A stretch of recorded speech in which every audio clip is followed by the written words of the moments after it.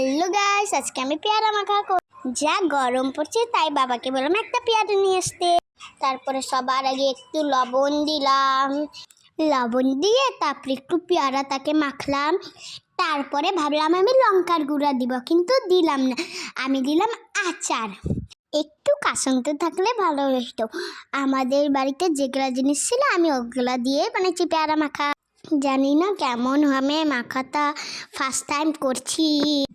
মা তো মাঝে মাঝে পেয়ারা মাখা করে, ভাবলাম আমি আজকে মা আর বাবাকে পেয়ারা মাখা করে খাওয়াই। এই যে আমি এখন লঙ্কার গুঁড়োটা দিব, তারপরে আমি একটু হলো সরষের তেল দিব। সরষের তেল দেওয়ার পরে একটু মেখে নিয়েছি। তারপরে একটুখানি ধনিয়া পাতা দিলাম, তারপরে একটুখানি চাট মশলা দিলাম। তোমরা যদি খেতে চাও আমার মতন এইভাবে পেয়ারা মাখা বানাই খেতে পারো। আমি তো খুব ছোট, আমি তো ভালো করে কথাই বলতে পারি না। আমি যদি কোনো কথা ভুল বলে থাকি তার জন্য আমাকে ক্ষমা করে দিও। তোমাদের সাথে কথা বলতে বলতে আমার পেয়ারা মাখাটা রেডি হয়ে গেল। আমি এখন পেয়ারাটাকে খুব সুন্দর করে মাখছি।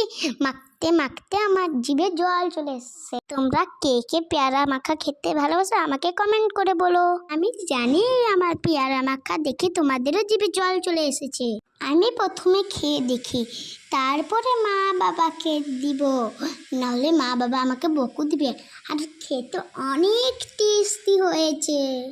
আমার ভিডিও যদি ভালো লাগে লাইক কমেন্ট শেয়ার করে দাও।